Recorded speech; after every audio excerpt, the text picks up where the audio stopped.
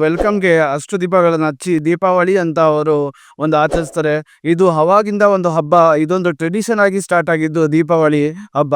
ಆ ಸ್ಟೋರಿನಲ್ಲಿ ಒಂದು ಟ್ವಿಸ್ಟ್ ಇದೆ. ಏನಂತಂದ್ರೆ, ಪುರಾಣದ ಪ್ರಕಾರ ಸಮುದ್ರ ಮನತನ ಆಗ್ಬೇಕಾದ್ರೆ ಸಮುದ್ರದಿಂದ ನಮ್ಮ ಲಕ್ಷ್ಮೀ ದೇವಿಯ ಜನ್ಮವಾಯಿತು. ಜನ್ಮವಾದಾಗ ಯೋಗ, ಆರೋಗ್ಯ, ಆಯುಷು ಮತ್ತು ಎಲ್ಲವೂ ಸೇರಿ ಬಂದಾಗ ಆಗ ನಮ್ಮ ಎಲ್ಲ ಜನರು ಒಂದು ಬಿಲೀಫ್ ಸ್ಟಾರ್ಟ್ ಆಯಿತು. ಏನಂತಂದರೆ, ದೀಪಾವಳಿ ದಿವಸ ಲಕ್ಷ್ಮಿ ಇಟ್ಟು ಪೂಜೆ ಮಾಡಿದಾಗ ನಮಗೆ ಆರೋಗ್ಯ, ಸಂಪತ್ತು ಮತ್ತು ಎಲ್ಲವೂ ಕೂಡಿ ಬರುತ್ತೆ ಅಂತ. ಆವಾಗ ಎಲ್ಲರೂ ಸ್ಟಾರ್ಟ್ ಮಾಡೋದು ಪೂಜೆ ಮಾಡೋದಕ್ಕೆ ಲಕ್ಷ್ಮಿಯ ಪೂಜೆಯನ್ನು ದೀಪಾವಳಿ ದಿವಸ. ಇದೊಂದು ಕಾರಣನೂ ಆಯಿತು ದೀಪಾವಳಿ ದಿವಸ ಲಕ್ಷ್ಮಿ ಪೂಜೆ ಮಾಡೋದಕ್ಕೆ, ದೀಪಾವಳಿ ಆಚರಿಸೋದಕ್ಕೆ.